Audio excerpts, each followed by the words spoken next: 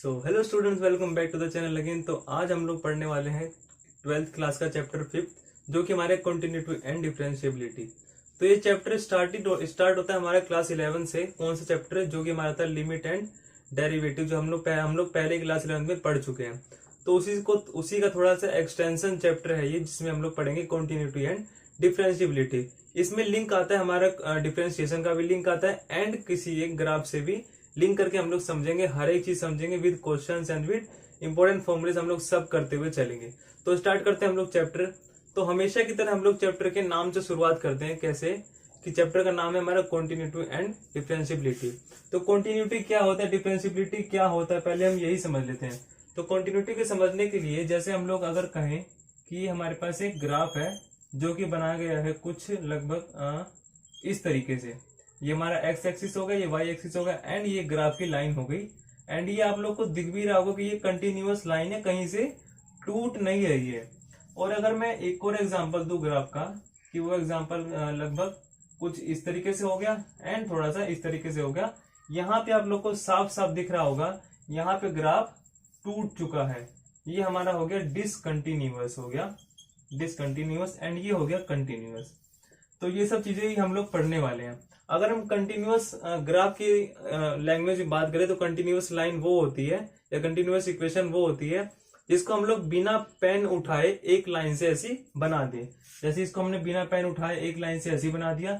इसको हम बनाने चले तो यहाँ पे यहाँ तक लेके आए, फिर हमारे पेन उठाना पड़ गया, एंड देन फिर पेन से हमने दोबारा से बनाया। तो अगर हम बिना पेन उठाए एक लाइन बना दें, वो हमारा कंटिन्यूअस हो जाता है, एंड बिना पेन उठाए ना बन पाए तो वो डिसकंटिन्यूअस ग्राफ हो जाता है। यहां तक आई होप आपको क्लियर हो गया होगा। इसके बाद यही चीजें अगर हम मैथमेटिकली बात करें, ये तो ग्राफिकली हो गया। मैथमेटिकली अगर हम बात करें कि मैथमेटिकली हम इसको कैसे रिप्रेजेंट करेंगे, ये खैर हम लोग पहले पढ़ भी चुके हैं। अगर मैथमेटिकली मैं बात करूं तो इसके लिए लेफ्ट हैंड लिमिट इक्वल होनी चाहिए राइट हैंड लिमिट के, जो कि इक्वल होनी चाहिए फंक्शन की वैल्यू के। जैसे एक फंक्शन हमारे पास एफ एक्स ही गिवन है, और उसका left hand limit and right hand limit equal होनी चाहिए। यहाँ पे एक और चीज आती है कि जो कंटिन्यूअस हम लोग डिफाइन करते हैं, वो किसी एक पॉइंट पे डिफाइन करते हैं। जैसे इसी ग्राफ में हमसे पूछा जाएगा कि इस पॉइंट पे बताओ कि फंक्शन कंटिन्यूअस है या नहीं है। इसी तरीके से पूछा जाएगा कि बताओ इस पॉइंट पे है या नहीं है, इस पॉइंट पे है या नहीं है। मतलब कंटिन्यूटी जो है हमारी एक पॉइंट पे डिफाइन होती है। और अगर एक फंक्शन एफ एक्स है, उसको हमें कंटिन्यूअस प्रूव करना है, तो उसके लिए मैथमेटिकली फॉर्म होगा जैसे लिमिट एक्सटेंड्स टू, किसी पॉइंट हम लोग मान लेते हैं सी पॉइंट पे डिफाइन करना है, उस पे हमें डिफाइन करना है कि वो कंटिन्यूअस है नहीं है। तो एक्सटेंड्स टू सी प्लस, मतलब सी राइट हैंड लिमिट इनटू में एफ ऑफ एक्स, फंक्शन की राइट हैंड लिमिट का ये हो गया मतलब एक्सप्लेनेशन। इक्वल कितने होनी चाहिए? राइट हैंड लिमिट के इक्वल होनी चाहिए। सॉरी, यहाँ पे सी माइनस आ गया क्योंकि लेफ्ट हैंड लिमिट माइनस से डिफाइन होती है। तो limit extends to C plus, जो कि राइट हैंड लिमिट होगी, इनटू में एफ एक्स, एंड जो कि इक्वल होनी चाहिए फंक्शन एफ सी के। यहां तक आई होप आपको समझ में आ गया होगा। मतलब कोई फंक्शन अगर लिखा है 2x प्लस 3, 2x प्लस 3 लिखा है, इस फंक्शन का हम लोग लेफ्ट हैंड लिमिट निकालेंगे, राइट हैंड लिमिट निकालेंगे, फिर उस सिंगल पॉइंट पे हम इस फंक्शन की भी वैल्यू निकालेंगे, एंड अगर तीनों इक्वल है तो फंक्शन कंटिन्यूअस है, वरना नहीं है। यही आपको सिंपल हर एक क्वेश्चन में करते जाना है। अब यहाँ पे एक और पॉइंट आता है, हमने कंटिन्यूटी तो समझ गए, लेकिन डिफरेंशिएबिलिटी क्या होता है थोड़ा ये समझ लेते हैं। बाकी ये आगे तो हम लोग एक्सप्लेन करेंगे अच्छी तरीके से, लेकिन यहाँ थोड़ा सा ब्रीफिंग हम लोग कर लेते हैं। तो अगर कोई फंक्शन एफ एक्स, और उसको हम लोग ने डिफाइन कर दिया कि वो कंटिन्यूअस है, तब अगर फंक्शन कंटिन्यूअस है तभी वो डिफरेंशिएबिलिटी डिफाइन कर सकते हैं। मतलब डिफरेंशिएबिलिटी डिफाइन कर सकते हैं अगर वो कंटिन्यूअस है। अगर कोई फंक्शन कंटिन्यूअस ही नहीं हुआ तो उसका डिफरेंशिएबिलिटी डिफाइन ही नहीं होगा। वो तो आगे की बात है कि वो डिफरेंशिएबिलिटी है या नहीं है, लेकिन वो डिफाइन ही नहीं होगा अगर वो कंटिन्यूअस नहीं है। मतलब अगर कोई फंक्शन कंटिन्यूअस है तभी उसका डिफरेंशिएबिलिटी हम लोग देख सकते हैं कि है या नहीं है। अगर नहीं है तो हम लोग डिफरेंशिएबिलिटी भी नहीं देख सकते। और एक एग्जांपल अगर मैं ग्राफिकली थोड़ा अच्छे से बताऊं, जैसे एक ग्राफ में बना दूं कुछ इस तरीके से, जहां पे ये एक्स एक्सिस ये वाई है, एंड एक और ग्राफ बना दूं मैं कुछ इस तरीके से, जो कि यहां तक टच हो रहा है एक्स एक्सिस पे। उसके बाद एक यही ग्राफ ऊपर की साइड से जा रहा है, थोड़ा सा गैप देके। तो अगर मैं बोलूं कि x इक्वल्स टू 0, यहाँ पे 0 होगा, x इक्वल्स टू 0 पे इस फंक्शन की कंटिन्यूटी बताओ। तो क्योंकि आपको ग्राफ साफ साफ दिख रहा है तो मतलब फंक्शन x पे कंटिन्यूअस है, क्योंकि ये साफ साफ दिख रहा है भाई कंटिन्यूअस है, ग्राफ टूट नहीं रहा। अगर मैं यही बात करूं तो ये तो x एक्सिस हो गया, ये y हो गया, ग्राफ यहां तक गया लाइन का, फिर उसके बाद टूट गया, फिर ऊपर से कंटिन्यू हुआ। मतलब जो fx की बात करूं 0 पे कंटिन्यूअस नहीं है। अगर कंटिन्यूअस है तो मतलब डिफरेंशियबिलिटी आगे डिफाइन कर सकते हैं, कंटिन्यूअस नहीं है तो यहाँ पे डिफरेंशियबिलिटी की भी चांसेस क्या हो जाएंगे, खत्म हो जाएंगे।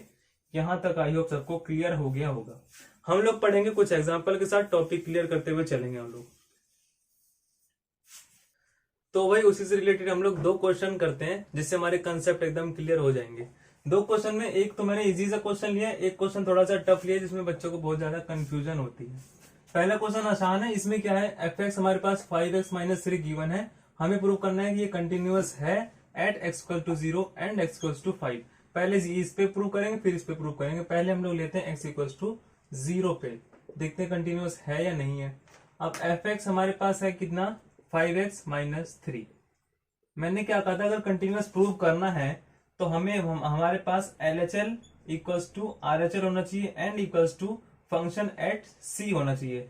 लेकिन कभी कभार क्या होता है, हम लोग शॉर्टकट के लिए LHL एंड RHL को सिर्फ एक ही यूनिट मान के चलते हैं, मतलब लेफ्ट हैंड लिमिट नहीं मानते, राइट हैंड लिमिट नहीं मानते, सिर्फ उसको एक ही तरीके से सोल्व करते हैं और एक हम लोग इससे सोल्व करते हैं जिससे हमारा प्रूव हो जाता है। कैसे, क्या कहना चाह रहा हूं मैं, इसमें हम लोग इसी तरीके से सोल्व करेंगे। जैसे हम लोग पहले निकालेंगे F0 पे, मतलब FC पे निकालेंगे, जिससे हमारा आएगा कितना, 5 इंटू 0 एंड माइनस ऑफ 3 कितना आएगा, -3। मतलब हमारे पास फंक्शन एट 0 पे आ गया, मतलब एट C पॉइंट पे आ गया। हमें क्या निकालना है, LHL एंड निकालना है RHL। मैं यही कह रहा हूं कि LHL एंड RHL के लिए हम लोग सिंपल एक ही फॉर्मूला लगा देते हैं कि limit x tends to 0 and f of x हम लोग सिर्फ एक ही बार में सॉल्व कर देते हैं, जिससे हमारा क्या आएगा, limit x tends to 0, fx कितना है 5x माइनस 3 इक्वल कितना आएगा हमारे पास। अगर लिमिट हमारे पास कभी कभार क्या होता है, अगर 0/0 की फॉर्म नहीं बनेगी कि लिमिट को पुट करने के बाद 0/0 नहीं बनेगा तो हम लोग डायरेक्टली उसमें पुट कर सकते हैं। किस केस में नहीं करते, जब हमारे पास ये 0/0 बन जाए। तो अभी तो सिंपल का क्वेश्चन है, हम लोग डायरेक्टली इसको 0 को इसमें पुट कर सकते हैं, मतलब 5 इंटू 0 माइनस 3 कितना आएगा हमारे पास, -3। हमको साफ साफ दिख रहा है कि जो F0 है वो इक्वल है limit x tends to 0 f of x, मतलब जो fx है वो इसके इक्वल है। अब अगर दोनों इक्वल है तो इसका मतलब फंक्शन कैसा है, फंक्शन है continuous at x equals to 0। यहां तक क्लियर हो गया। अब इसी तरीके से हम लोग x इक्वल्स टू 5 पे भी करेंगे, x इक्वल्स टू 5 पे करेंगे। पहले निकालेंगे f5 कितना आएगा, 5 इंटू 5 माइनस ऑफ 3 कितना आ गया, 25 माइनस 3 22 आ गया। अब हम लोग निकालेंगे लिमिट x टेंड्स टू 5 और fx, जिससे हमारा आंसर आएगा limit x tends to 5x minus 3। अब यहाँ भी वही केस बन रहा है, अगर हम लिमिट को डायरेक्टली पुट कर दें तो 0/0 नहीं बनेगा, मतलब सिंपल इजी सा केस है, इसको x की वैल्यू को डायरेक्टली इसमें पुट कर सकते हैं। तो 5 इंटू 5 माइनस 3 कितना आ गया, 22 आंसर आ गया। अब यहाँ साफ साफ दिख रहा है जो fx है वो इक्वल है limit x tends to 5 and fx के इक्वल है, जहां से हमारा क्या होता है प्रूफ कि जो फंक्शन है वो कंटिन्यूअस है एट x इक्वल्स टू 5। तो ये तो सिंपल से क्वेश्चन थे, सिंपल आपको पॉइंट दिया रहेगा, आपको बताना पड़ेगा कि वो कंटिन्यूअस है या नहीं है। और हमारे पास दूसरा क्वेश्चन है कि fx थोड़ा सा घुमा हुआ दिया हुआ है, थोड़ा सा अलग सा दिया हुआ है। क्या गिवन है, x minus greatest integer x। यहां पे बच्चे हो जाते हैं कंफ्यूज, ये कौन सा चीज है, ग्रेटेस्ट इंटीजर। अब ये फंक्शन आप लोगों ने पिछले 11th क्लास में पढ़ा होगा, फंक्शन वाले चैप्टर में आप लोगों ने पढ़ा होगा। हम लोग समझते हैं पहले कि ग्रेटेस्ट इंटीजर क्या होता है। ग्रेटेस्ट इंटीजर का होता है मतलब, जैसे अगर मैं किसी एक पॉइंट मान लू, यहां है 1 यहां है 2, हम लोग 2 पॉइंट मान लेते हैं नंबर लाइन पे। अगर मैं कहूं ग्रेटेस्ट इंटीजर 1, मतलब मैं सिंपल कोई एक इंटीजर ले लूं और उसका ग्रेटेस्ट इंटीजर निकालना चाहूं तो वो simple integer same to same वो ही आ जाएगा। फर्क किस में आता है, अगर वो इंटीजर किस में, पॉइंट्स में हो, जैसे हमारे पास इसमें इसके बाद केस बन सकता है कि कोई फंक्शन यहाँ कहीं हो, मतलब 1.3 हो या 1.5 हो, ऐसा कुछ हो। और दूसरा केस बन सकता है हमारे पास कि वो 1 से छोटा हो, मतलब कहीं यहाँ कहीं आ रहा हो, कहीं 0.8 के आसपास आ रहा हो। ये 3 केस हमारे पास बनता है। पहला तो क्या, कोई एक इंटीजर डायरेक्टली आ गया, उसका ग्रेटेस्ट इंटीजर निकालना है। दूसरा क्या, उस इंटीजर से कोई छोटा है। तीसरा क्या, उस इंटीजर से कोई थोड़ा सा बड़ा है। यहाँ पे हमारे पास पहले क्या आएगा, 0 आएगा। अब तीनों का सॉल्यूशन देखते हैं। अगर कोई एक इंटीजर अकेला है, उसका आंसर सेम टू सेम आएगा, मैंने पहले बता दिया। अगर कोई इंटीजर पॉइंट में है और लास्ट इंटीजर से बड़ा है, उस केस में क्या होगा, ग्रेटेस्ट इंटीजर का मतलब होता है कि उससे पहले वाला उससे बड़ा इंटीजर कौन सा आ रहा है। मतलब 1.3 कहीं यहां कहीं आ रहा है, इससे पहले, मैं इससे पहले की बात कर रहा हूं, इससे पहले सबसे बड़ा इंटीजर कौन से पास होते हुए गया, वो गया 1 से पास होते हुए, इसका आंसर आएगा 1। और मैं बात करूं 0.8, यहां पे एक नंबर है। अब 0.8 पे भी वही रूल लगाएंगे कि इससे पहले कौन सा सबसे बड़ा इंटीजर पास होते हुए गया, वो है कि 0, इसका आंसर आ गया 0। तो यही पूरा हमारे पास होता है ग्रेटेस्ट इंटीजर फंक्शन। हम लोग, हमारे पास क्वेश्चन है एफ की फॉर्म में, हमें क्या प्रूव करना है, इसको डिसकंटिन्यूअस प्रूव करना है एट एवरी पॉइंट, मतलब एक्स के हर एक पॉइंट पे प्रूव करना है। पहले हम लोग पॉइंट लेट करते हैं। लेट जो पॉइंट हमारे पास होगा वो होगा सी। ये हमारे पास पॉइंट हमने लेट कर लिया। हमको इसको प्रूव करना है कि वो डिसकंटिन्यूअस है। डिसकंटिन्यूअस के लिए क्या करेंगे, सबसे पहले एफ एक्स निकालेंगे, मतलब एफ सी निकालेंगे। क्या आएगा हमारे पास, सी माइनस ग्रेटेस्ट इंटीजर सी। अगर ग्रेटेस्ट इंटीजर कोई एक पॉइंट है, मतलब कोई एक इंटीजर ही है, इसका आंसर क्या आएगा, सी माइनस सी इक्वल्स टू 0। यहां तक आ गया समझ में। उसके बाद हम लोग क्या करेंगे, लेफ्ट हैंड लिमिट निकालेंगे। मैंने पीछे ये बात बताई थी कि कई केस में हम लोग left hand limit and right hand limit को एक ही मान के कर देते हैं, लेकिन इसमें क्या करेंगे, दोनों अलग अलग मान के चलेंगे। यहाँ पे लेफ्ट हैंड लिमिट, यहाँ पे राइट हैंड लिमिट। फिर हम लोग तीनों को कंपेयर करेंगे कि इक्वल आ रहा है या नहीं आ रहा है। तो लेफ्ट हैंड लिमिट निकालेंगे, क्या होता है हमारे पास, limit x tends to c minus and f of x.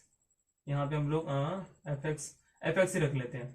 तो इक्वल कितना आएगा हमारे पास, limit x tends to c minus f x कितना है, एक्स माइनस एक्स का ग्रेटेस्ट इंटीजर। यहां तक क्लियर है। अब सी माइनस, माइनस का मतलब क्या हुआ कि उस इंटीजर से थोड़ा सा छोटा लेफ्ट हैंड लिमिट। थोड़ा सा छोटा, मैं वही बात पे आ गया, जैसे अगर हमारे पास यहाँ 1 था, यहाँ 2 था एंड यहाँ पे था 0। थोड़ा सा छोटा मतलब 1 अगर हम मान ले तो 1 से थोड़ा सा छोटा। अगर थोड़ा सा छोटा आ रहा है किसी भी इंटीजर से, तो उससे पहले वाला इंटीजर हम लोग देखेंगे कौन से इंटीजर से पास होते हुए, वही हमारा आंसर होता है।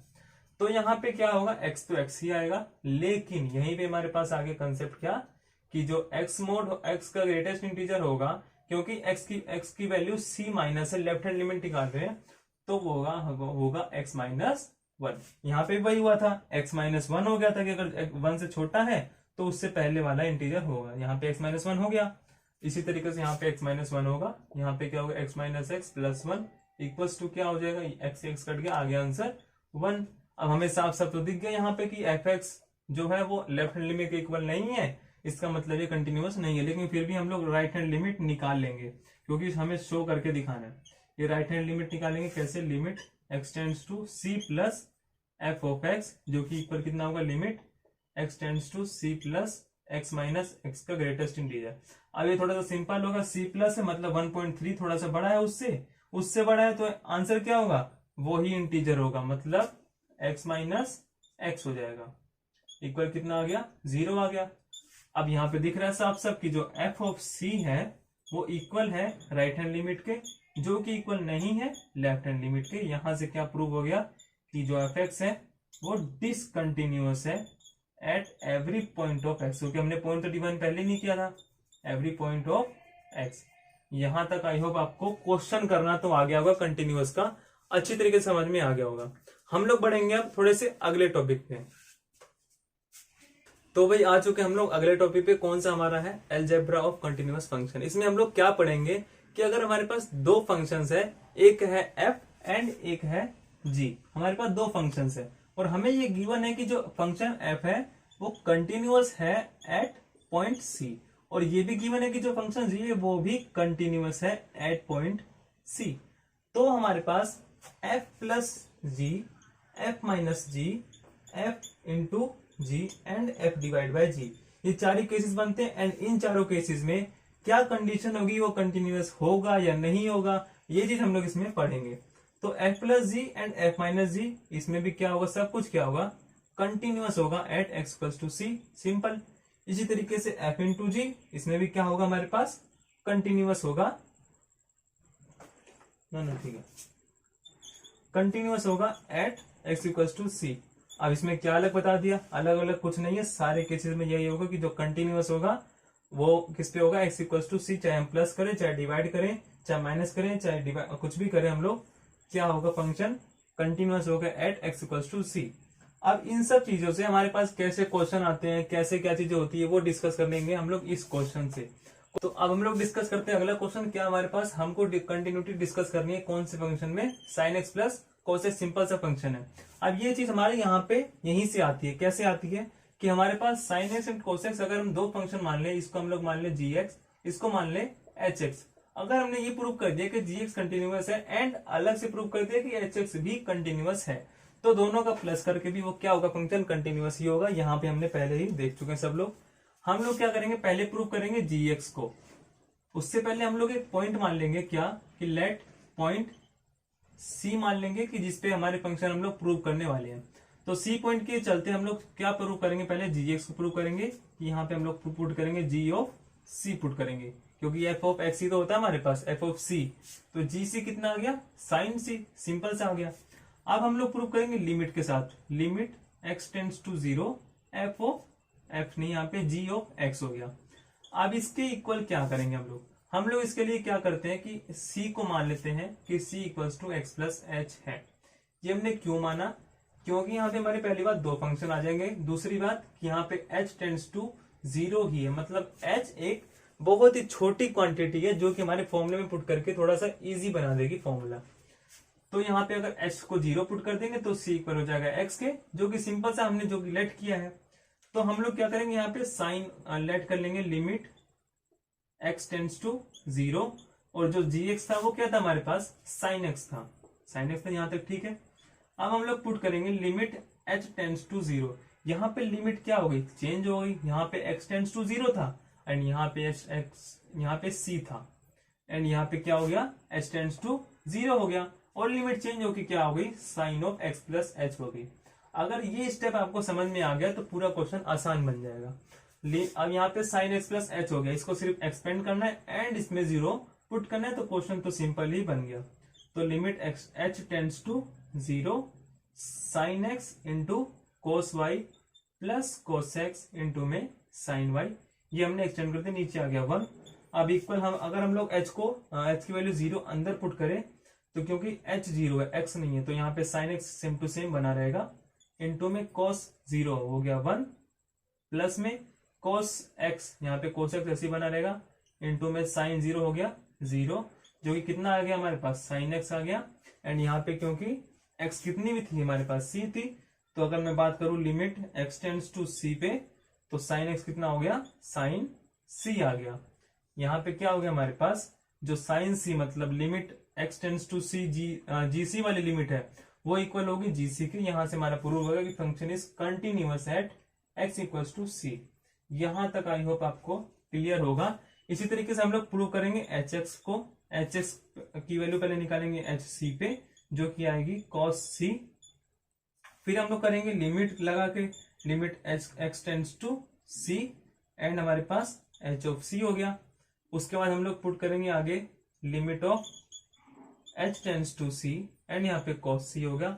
फिर हम लोग इसको क्या करेंगे, हमेशा की तरह पिछले बार की तरह एक्सपेंड कर देंगे, limit of h tends to zero, यहाँ पे h आ गया, x से यहाँ पे h आ गया, and cos of c plus x plus h हो गया। इसको हम एक्सपेंड करेंगे तो सेम वही केस आएगा, हमारे पास आ जाएगा क्या, cos c, जो कि इक्वल होगा एच सी के। यहां से हमारे पास प्रूव होता है कि जो फंक्शन है वो कंटिन्यूअस है at x equals to c। हमने क्या किया, अलग अलग प्रूव कर दिया कि ये पहला फंक्शन ये कंटिन्यूअस है, फिर ये फंक्शन कंटिन्यूअस है, एंड अगर हम दोनों को प्लस करें तो भी कंटिन्यूअस ही होगा। अब हम लोग बढ़ते हैं अगले टॉपिक पे। तो अब इसी तरीके से आ चुके हम लोग अगले टॉपिक पे, कौन सा हमारा कंपोजिट फंक्शंस। अब हमने इतने सारे फंक्शंस पढ़ लिए, कंपोजिट फंक्शन की जरूरत कहाँ से पड़ गई, हम लोग पहले ये देख लेते हैं। कंपोजिट फंक्शन में हमारे पास लगभग दो तरीके के फंक्शन आते हैं, एक एफओजी एंड एक जी ऑफ एफ। अब यहीं पे बहुत लोगों को समझ में आ गया होगा कि ये फंक्शंस कैसे होते हैं, इसका यूज कहाँ होता है। फिर भी हम लोग डिस्कस करते हैं। जैसे हमारे पास फंक्शन है, इसको हम लोग लिख सकते हैं फंक्शन ऑफ जी एक्स। पहली बात तो यहाँ पे क्लियर हो गई आपको, मतलब कोई एक जी एक्स फंक्शन है और उसको भी एक फंक्शन की फॉर्म में लिखे तो वो होते हैं कंपोजिट फंक्शन। यहाँ पे एफ ऑफ जी, यहाँ पे एफ ऑफ जी फंक्शंस भी होते हैं जो 3 टाइप में होते हैं। इसी तरीके से हमारे पास 4 होते हैं, 5 होते हैं, इसी तरीके से, लेकिन कॉमन ये 3 ही होते हैं। मतलब ये 2 फंक्शन 2 टाइप के होते हैं, जी एक्स का फंक्शन कर दिया तो वो एफ एक्स हो गया। अब कहना क्या चाहूँ मैं, एग्जाम्पल लेके बताता हूँ। जैसे एक फंक्शन हमारे पास है कॉस एक्स स्क्वायर। अब ये तो सिंपल सा फंक्शन है, इसको मैंने लिख दिया क्या, एफ एक्स लिख दिया। इसको हम लोग अगर कंपोजिट फंक्शन की फॉर्म में लिखना चाहें तो हम लोग कॉस एक्स स्क्वायर को, कॉस एक्स स्क्वायर ही नहीं यहाँ पे, इसको हम लोग ऐसे लिख सकते हैं कि ये एक फंक्शन है कॉस ऑफ जी एक्स, ये भी तो मान सकते हैं cos of g x function हो गया। या हम लोग ऐसे माने, इसको ना मान के जी ऑफ एक्स स्क्वायर। अब कोई फंक्शन है एक्स स्क्वायर का, उसको एक्सपेंड किया तो cos एक्स स्क्वायर आ गया, और एक्स स्क्वायर को हम माने एक और फंक्शन क्या, एफ एक्स मान लिया, तो जी ऑफ एफ एक्स फंक्शन बन गया ना, कि ये नहीं बन गया। क्यों बना, क्योंकि एक फंक्शन है और उसको भी एक फंक्शन की फॉर्म में लिख दिया तो वो हमारे पास क्या हो गया, कंपोजिट फंक्शंस हो गया। इसी तरीके से हमारे पास क्वेश्चंस आते हैं, इसको हम प्रूव करने के लिए पहले इस फॉर्म में लिखते हैं अच्छी तरीके से, जहां पे हम पहले इसको मानेंगे, कॉस को मानेंगे जी एक्स मान लिया, एक्स स्क्वायर को हमने एफ एक्स मान लिया। अब हम क्या करेंगे, एफ एक्स को पहले दिखाएंगे कि एक्स स्क्वायर है, उसको हम डिस्कस करेंगे कि वो कंटिन्यूअस है या नहीं है। उसके बाद हम क्या करेंगे, जी एक्स लेंगे, तो जी एक्स को हम लोग क्या माना है, साइन कोस एक्स माना है, तो कोस एक्स को पहले प्रूव करेंगे कि वो कंटिन्यूअस है या नहीं है, हमने पीछे भी देखा था। अगर ये दोनों कंटिन्यूअस हो गए तो कंपोजिट फंक्शन के रूल के मुताबिक एफ एक्स फंक्शन या एफओजी फंक्शन भी कंटिन्यूअस होगा। तो यहां तक था ये टॉपिक। अब क्या करते हैं हम लोग, आगे के टॉपिक या डिफरेंशियबिलिटी से आगे के टॉपिक हम लोग अगले पार्ट में डिस्कस करते हैं। ये यहाँ तक था हमारा पार्ट 1। आगे के लिए आप लोग पार्ट 2 देख सकते हैं अच्छी तरीके से टॉपिक समझने के लिए। So thank you so much for watching this part 1।